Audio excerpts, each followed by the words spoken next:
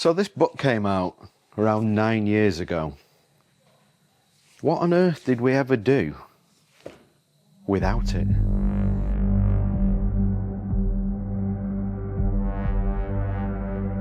It took a while to develop this one, and there's a few reasons for that.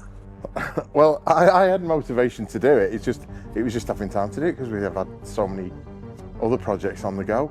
So I didn't have a lot of enthusiasm for doing this, and that's why mostly it's taken getting on for 10 years to get around to doing it. Look at it. Looks very disappointing to me. Never really filled me with any enthusiasm.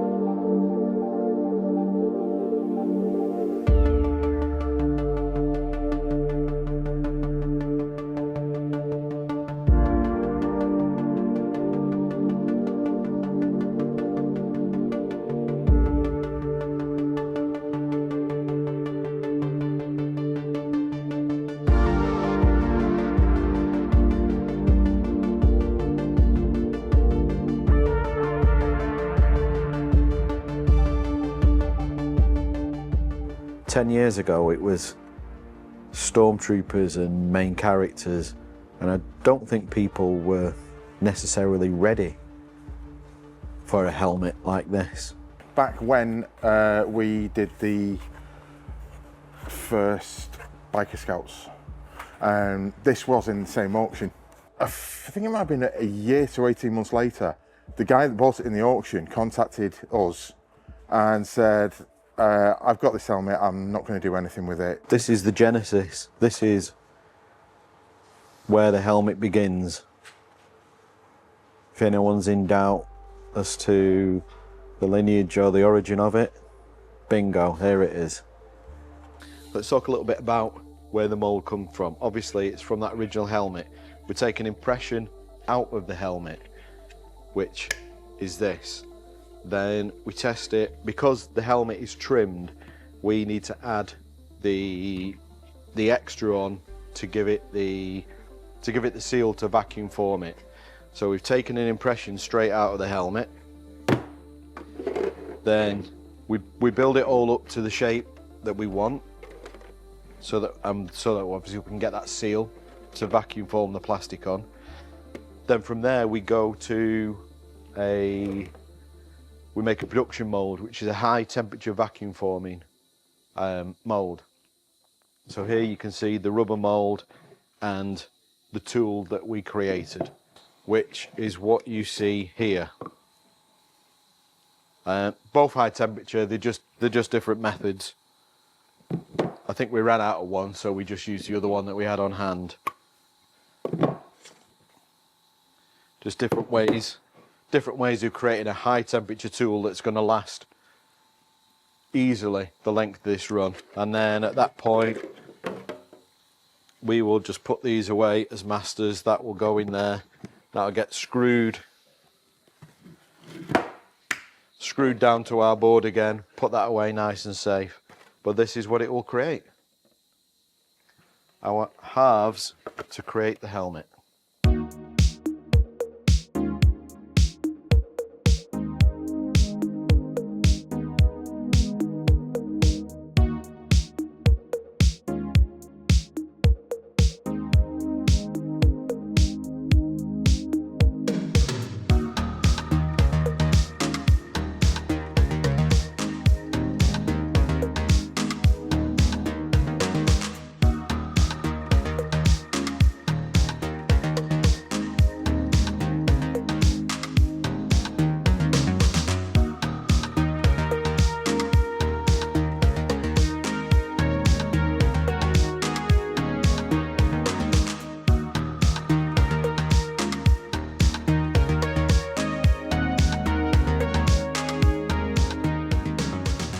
Same process for the visor, which is actually derived from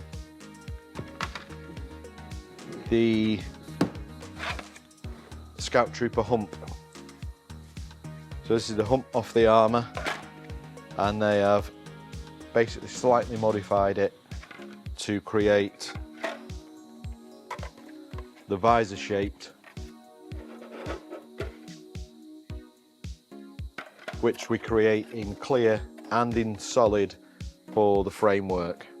So we've got blue leader here, we've got blue 2 and we've got blue 5, and the way that these helmets are painted are pretty much like the way the Y-wings have been painted. So we start off with a grey primer that we've colour matched, and then what happens is the areas that are damaged are then masked, and then we give it the white spray. So you might think that it starts off white, but it actually starts off grey.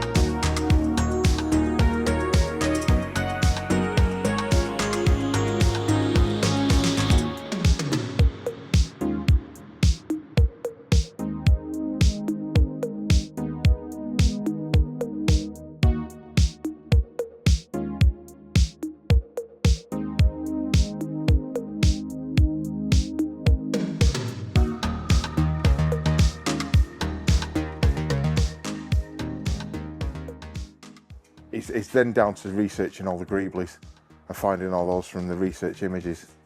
A lot of them with the model kits and the kit bashing that we have to do. It's not the easiest of things, and sometimes not the easiest to get hold of. So these are the components that we need to make basically all three of those helmets. We've got our old familiar Greebly from the Y-wing helmet, and this is from a production made casting. On a couple of the helmets we have this this piece, which is based on the cherry piece that is also on the Bausch helmet. I mean, what's interesting about all of this stuff is it's almost like there's an ILM parts bin and they've just been pulling those pieces out of wherever really and sticking them on things and thinking, yeah, that looks pretty cool. But this is a piece that is from the cherry piece that we'd already done a lot of work on for the Bausch helmet. That was quite a simple one to sort out, especially as we have a production made piece for that as well, which we had to kind of work it all out and delete these to use it on the Bausch helmet. Then there's also this model kit part, which again we have a production made one with different holes drilled in there, a little bit missing on this particular one because of whatever it was used for. But again, all of these pieces are from kits ILM we're using. There's I've got another production made one somewhere. Where's that gone? Oh, wait there. This is a production made piece, and this is a piece that is cut down. In its full form, it looks like this. And this piece was used on the Rebel Endor kind of communicator or wristband. And a lot of these pieces were cut down to use on the B-wing, like this little section. Again, this is the original kit part. We built the whole piece, but then we realized it was actually slightly different, and this piece isn't used on the B-wing, but two of the components are. So we had to make a new mold to create that. But the amount of fun and games that go into identifying all of these parts is what makes these builds interesting. Cue the look at my parts. So here we have an old 1930s razor. We did have an idea that we might actually plug this in and see if it worked, but I think we've decided that's not a good idea. And this part of the housing is used on the back of the B-wing helmet. So probably one of the oddest parts used. 1930s razor. So this would have been 50 years old when it was being used. And that's where we are at with the B-wing project. As you can see, it's full steam ahead. Now this isn't a launch video, this isn't dropping imminently. We're probably a few weeks away from that. As you all know, if you were part of the B-wing chest box, you will be getting an email, and we're going to talk to you and invite you to be part of this. But it's going down, it's happening, it's full steam ahead. Shauno, Becca and Paul are all working on this project. Simon and myself will be focusing all of our attention now onto the ATAT in getting that complete, moving that forward and completing, and that feels good. So we're probably I'm hoping we'll be doing a video about that next week. Let's see how that goes.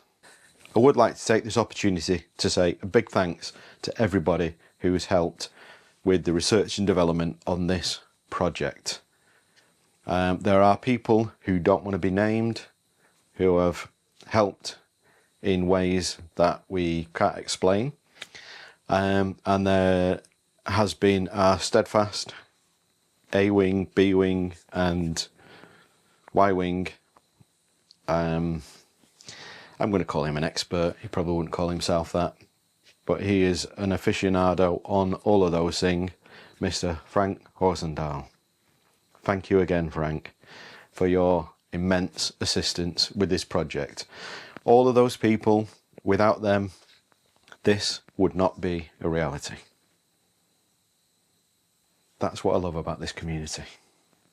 But yeah, it's all about the B-wing this week, and that's where we're at. I hope you've enjoyed seeing a little bit of the journey of what's involved in making such a helmet and seeing that finished thing. In fact, let's finish on the B-wing. This is what it's all about this week, and let's just savour them in all their beauty. Enjoy.